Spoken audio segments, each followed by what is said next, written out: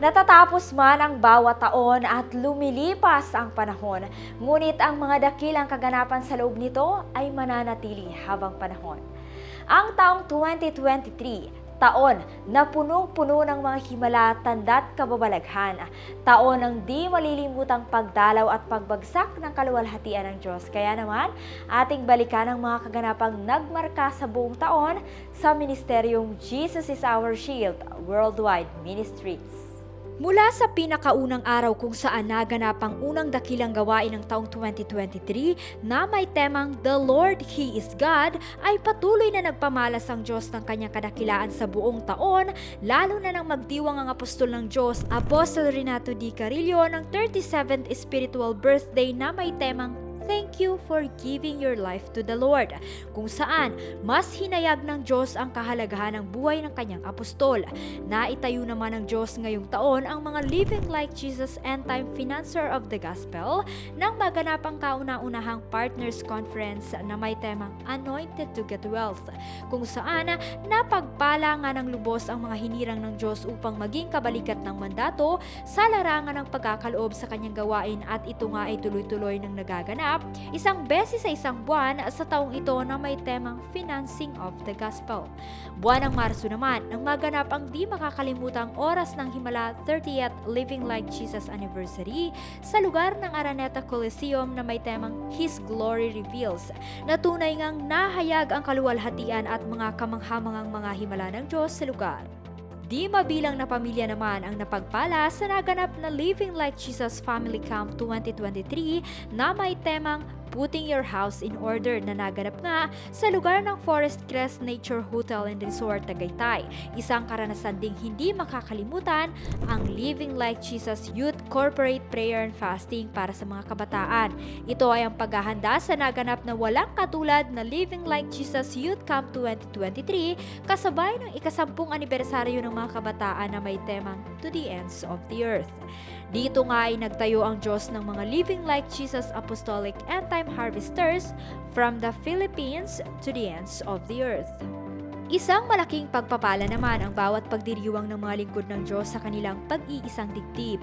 Ang Apostle Renato D. Carillo and Prophetess Elena Ga Carillo 41st Living Like Jesus Wedding Anniversary na naganap sa Okada, Manila, at maging sa worship center sa main church ng ministeryo.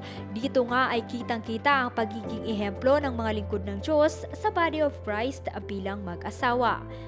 Isa din sa hindi makakalimutan ngayong taon ay ang pagdiriwang ng kaarawan ng God's End Time Mighty Deliverer na si Prophetess Elena Ga Carillo, dahil kasabay nito ay ang anibersaryo ng programang Mission of Love, Love in Action, kung saan libu-libo ang pinagpala nito sa pamamagitan ng pagkaing pisikal at espiritual sa ating mga kababayan sa lugar ng Tanawan City, Batangas at sa Buena Vista, Marinduque.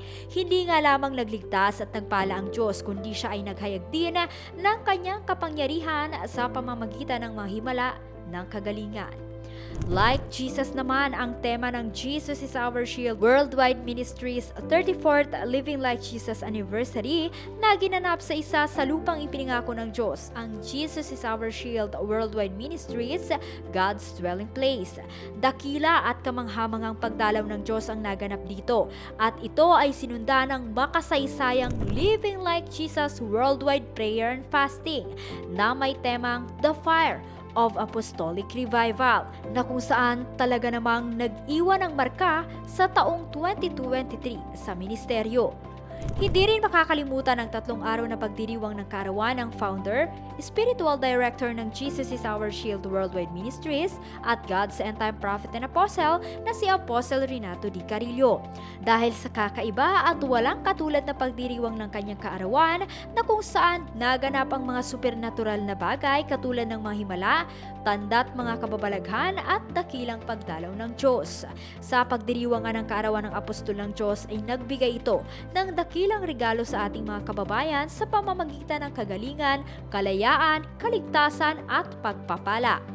Hindi rin pwedeng kalimutan ang makasaysayang Living Like Jesus Apostolic Mission Travel Season 1 at Season 2 sa taong ito kung saan di mabilang na himala ang naganap sa bawat bayan sa bansang Pilipinas hanggang sa mga bansa sa buong mundo. Ito nga ay may temang Jesus Christ the Healer. Hindi nga lamang bara-barangay ang inabot ng kaligtasan, kalayaan, kagalingan at apostolic revival, kundi bansa-bansa.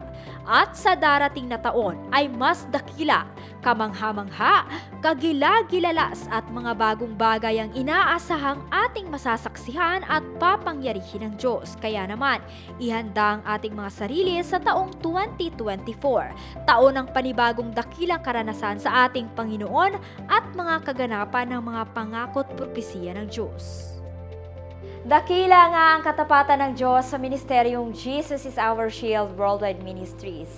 At sa huling araw ng taon ay may dakilang bagay na inihanda ang Diyos para sa kanyang mga anak.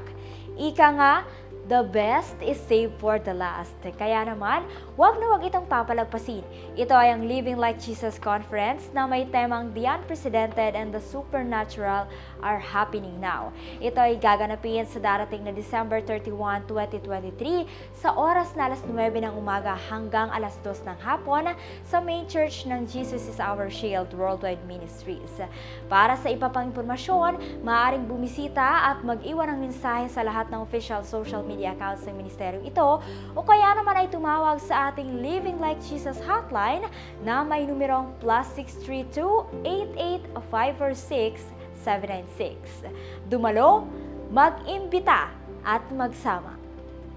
Ito si Glyza Bariso para sa Victorious News. Walang kinikilingan, walang halong kasinungalingan, pawang kaligtasan lamang.